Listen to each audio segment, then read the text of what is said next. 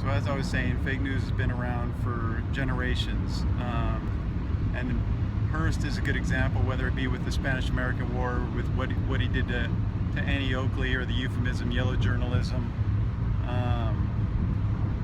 Giving out fake news, and it can mean so many things, because you got, I mean, when you see a bear being chased by police filmed from a helicopter, that might as well be fake news, because it's completely irrelevant with what's going on in the world. It's taken up time, but it's not really giving anybody any useful information.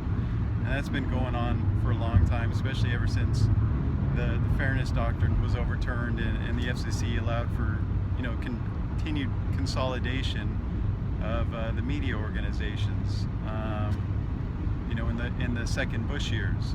You want to talk about fake news? Talk about how the American ambassador of Kuwait, had his daughter come on, or excuse me, the Kuwaiti ambassador to America had his daughter be trained by one of the top PR companies on the East Coast to come on our national television and make up stories of her alleged first-hand account of Iraqi war crimes. Complete BS. It helped pave the way for us to go into Iraq in the first war. Even, that there have been allegations that Saddam was ready to pull out. And he was basically tricked into invading anyways, given the green light by America, because before that we had pretty close ties with Iraq, did weapons deals with them, etc. So it's really suspect for a lot of reasons. Our establishment has allowed our public airwaves, which are ours, we own them, not the establishment, to prostitute them to the highest bidder, and not the people that the pimps that have bought it, the few media corporations that we have today. We own those airwaves.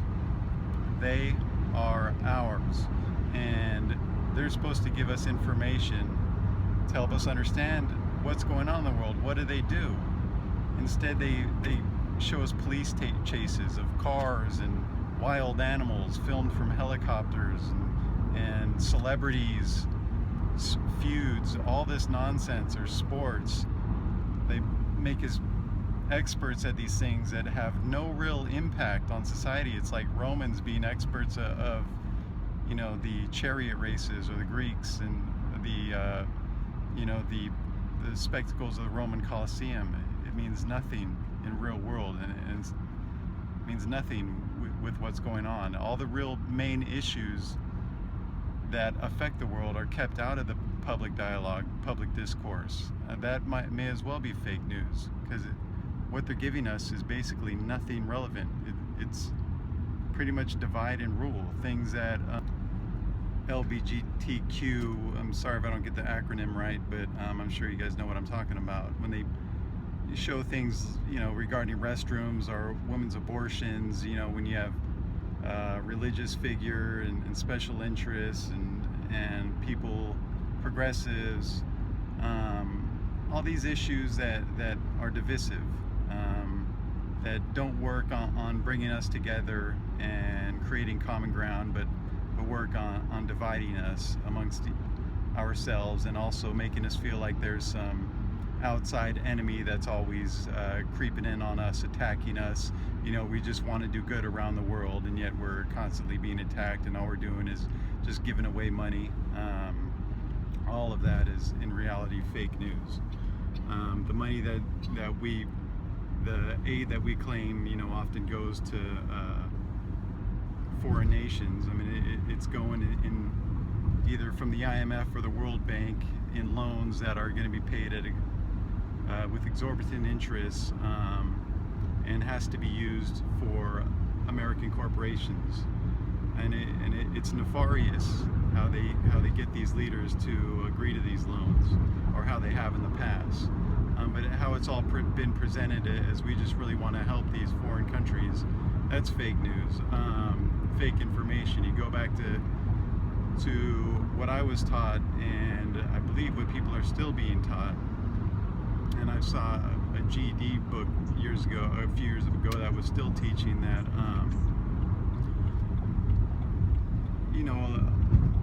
like population of the third world is to blame for the third world's poverty, and they're creating a lot of pollution. It's not true, even though they're, numerically they're a lot of people. They're doing basically what they've done for millions of years, subsisting off the land. It's not creating a bunch of pollution. It's our lifestyle that creates a bunch of pollution. We make up 4% of the world's population, but historically we've been consuming 25% of the world's resources. That doesn't get talked about. Blaming the super poor who live in a hut and defecate in a hole is fake news, fake information.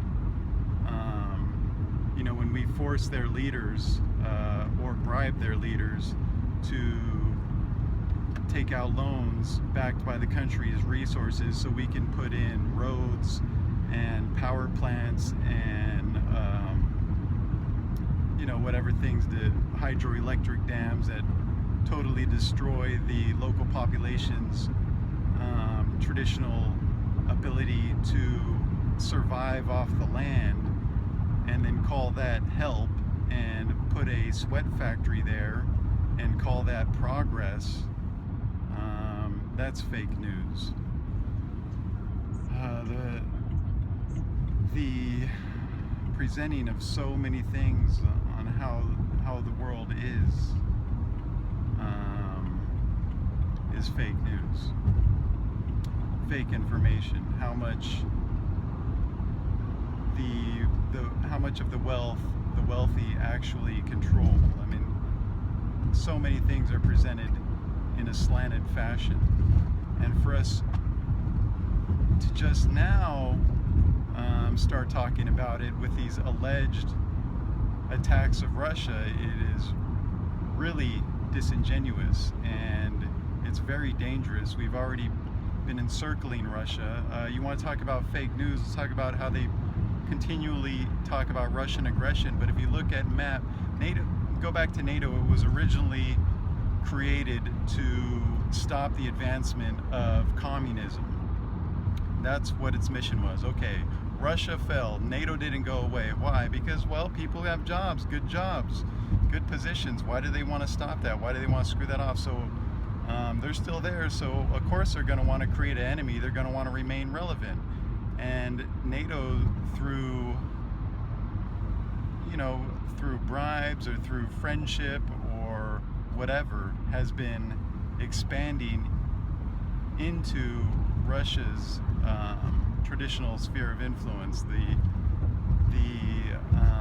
buffer zone between the West and the East. Now NATO's right up against Russia's borders, very close to Moscow. That's very threatening to them. And we talk about, Putin wanting to, or China wanting to expand their sphere of influence when we have all these Navy ships all surrounding them, and missile defense systems and military bases, and they say, well, we shut some bases down. Well, yeah, technology advances, the logistics of it become contradictory to our means that, whatever, a few bases can be shut down because they're redundant. It doesn't mean that we are no longer an empire. Basically, we've been involved in so many wars, and our own media paints it all as, we're the victim, we're just trying to help. But who's causing all the death? All these places that we go into, Iraq, Syria, okay, a pipeline. Saudi Arabia wants to put a pipeline through Syria, but it gets painted as something else while we support ISIS. I mean, the stuff's coming out in WikiLeaks. Pay attention.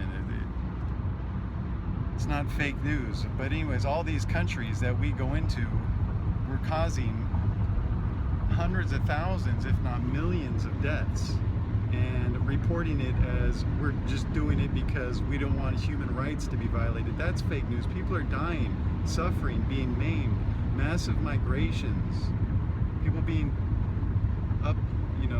uprooted. And for what? I mean, for some human right. You can just look at the balance, how imbalanced it is, how cheap the rhetoric is. and where the fake news is coming from. It's coming from our own government media, which WikiLeaks just showed is working together. It's been working together, hand in hand, especially since Bush had Colin Powell's son, Mike Powell, put in as the FCC chairman, and they worked it out and worked together. And the media was able to consolidate and present the wars in a favorable light. It's the end of real journalism. That's the threat to fake news. Our own media is a threat to our news, our real news now. Excuse me, that is the fake news, and it's a threat to real news.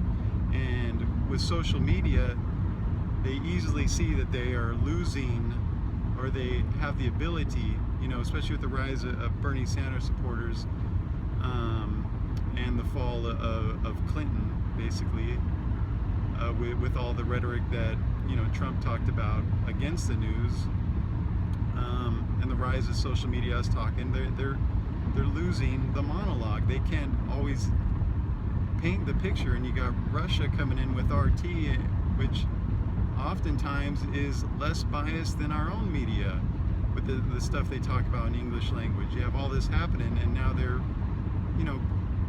moving, they're painting it as something favorable, but looks to me like they're again clamping down on the First Amendment.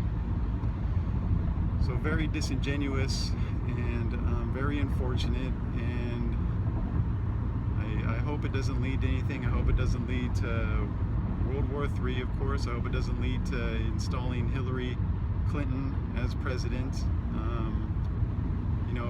It's great that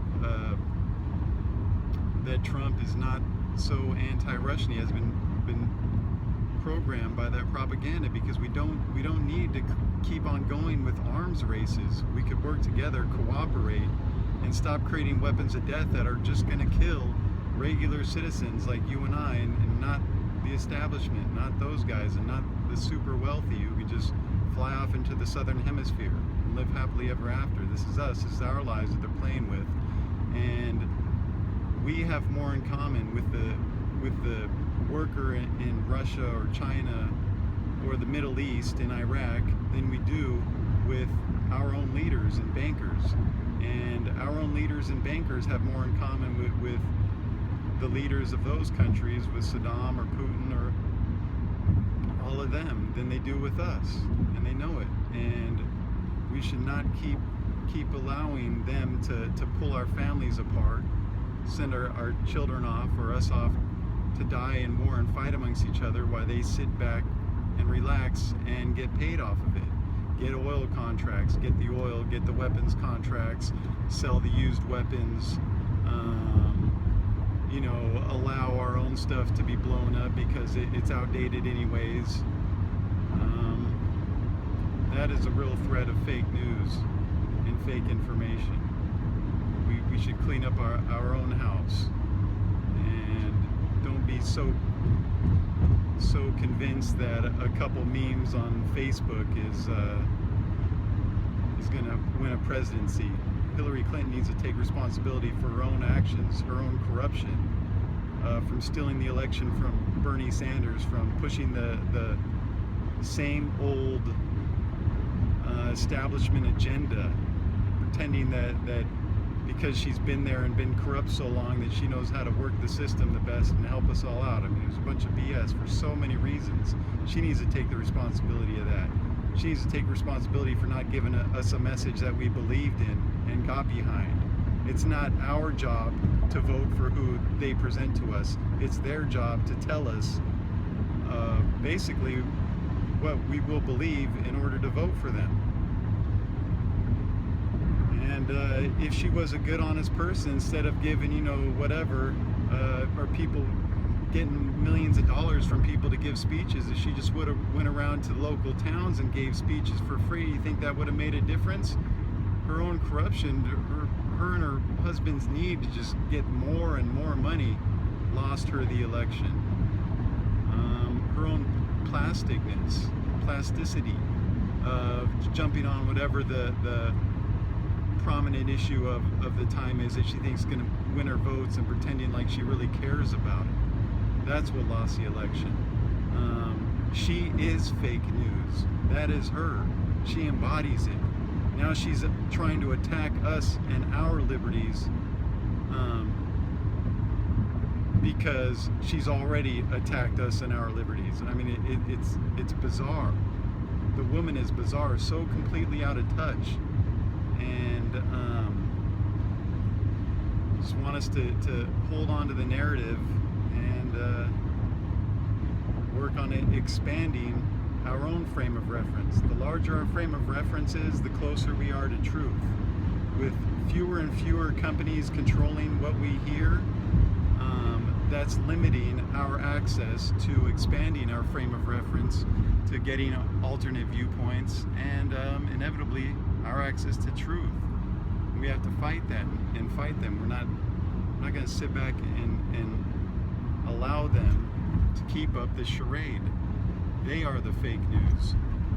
Showing me a bear running from police on TV from their helicopter, that's fake news. Not relevant whatsoever. Have a good day.